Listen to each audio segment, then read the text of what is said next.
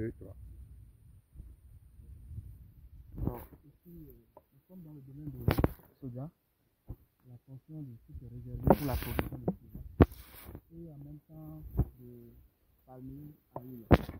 Alors, comme je le disais depuis un très bon moment, vous pouvez constater que c'est presque une forêt. Et le champ n'a pas du tout été entretenu. Et on a défriché, labouré, semé et laissé les plants comme ça dans la brousse. Voilà.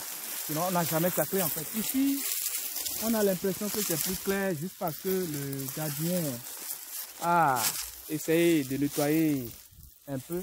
Voilà, c'est la portion qu'il a pu essayer de nettoyer entre-temps d'une manière ou d'une autre.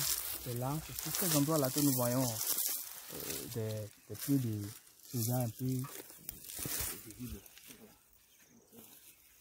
Malheureusement, les deux ont encore pris par ici. Mais il faut dire que le dégât n'a pas été significatif. Ils ont juste coupé les feuilles qui sont au-dessus et les gousses étaient déjà en dessous. Donc, c'est là. Mais il y a aussi l'effet des souris qui ont aussi détruit une bonne partie parce que c'est dans la brousse.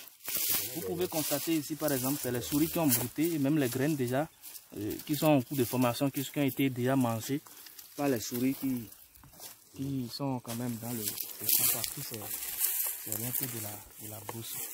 Voilà. Et quant aux palmiers à huile, les palmiers sont aussi dedans comme ça. Nous sommes dans le champ de palmiers à huile. Oui, nous sommes dans le champ de palmiers à huile associé au moringa. Associé au moringa. Alors, entre-temps, associé au soja du moins. Associé au soja. Entre-temps, j'avais dit que nous devrons au moins faire un saclage ou bien le bicidage, mais c'est vrai que les pressions étaient un peu fortes en temps du point de vue financier. On a dû continuer ça parce qu'on a fait le semis d'abord 2 fois, ce qui a trop bouffé. Donc ça a découragé, arrivé à un moment donné. C'est vrai qu'on a décidé de laisser tout le temps. On n'a pas fait le saclage une fois. Voilà, on a laissé les plants à eux-mêmes et c'est ce que ça a donné. Donc, puisque certains pieds sont déjà complètement secs, je me suis dit tout à l'heure. C'est où le soja là? Voilà le soja. Voilà par exemple un pied de soja. Est-ce qu'on pourra récolter? Vous allez voir. Ici, ça n'a pas donné grand chose. Voilà les graines. Ça n'a pas du tout donné grand chose parce que l'entretien, il faut que la plante soit entretenue pour qu'elle puisse avoir quand même une certaine vigueur qui peut quand même garantir un certain rendement. Voilà les quelques graines de moringa que j'ai sortis de ces gousses. Voilà. Soja du moins, voilà. Toutes mes excuses. Et bien sûr de soja. Et maintenant, le temps n'est pas déjà venu pour qu'on puisse faire la récolte. Très bien. Je venais là. Sinon, je me suis dit, on peut déjà démarrer la récolte par endroit. Ce pied-là, par exemple, maintenant, on peut déjà récolter ça. Mais par exemple, le pied qui est derrière vous là, vous voyez un peu. Voilà, vous voyez ce pied-là, c'est encore vert. Très bien. Ça, c'est plus le soja, c'est encore vert. C'est le pied de second semis, ça. Ok. Donc, on peut récolter les premiers semis qui sont déjà secs. C'est le soja qui est là-bas aussi. Et laisser, oui, tout ce qui est par terre, vous voyez, qui est déjà sec là. C'est rien que le soja. On évolue. Ok.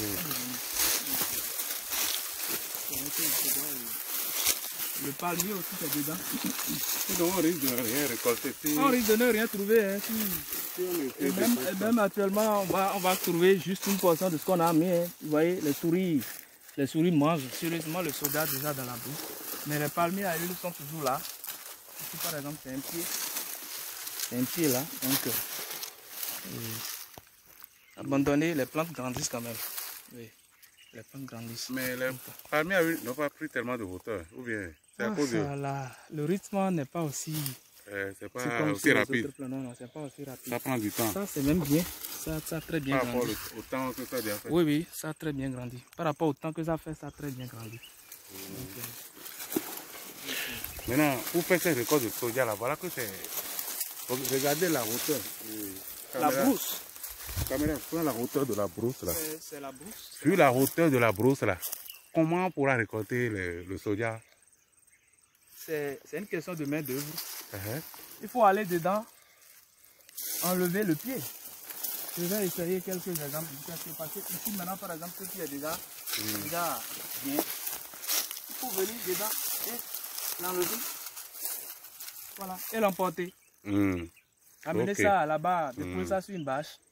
Et puis, quand ça va devenir plus sec que ceci, on peut égrener avec la machine. Donc, c'est ce qu'on peut faire. Dans tout ce que vous voyez comme forêt là, il y a quand même quelques pieds de soja. Donc, on sera obligé de passer dans toute la forêt et enlever les pieds qui portent encore des bouches, comme celui-ci. On évolue parce que là, on est toujours dans la portion où le gardien a entretenu. Là où il a fait au moins un taclage. Dans le plus tôt serait le mieux. Oui, dans la semaine, ça doit démarrer. Ça doit démarrer. Voilà le palmier. C'est présent. Les palmiers ne sont pas morts. Les plantes de palmiers sont toujours là. Il y a un pied là. Vous pouvez voir, il y a un pied de l'autre côté là, devant là-bas. C'est présent. Juste devant. Et quand vous regardez ici, vous voyez encore un autre pied là-bas. Avec du soja par endroit. On peut prendre par ici.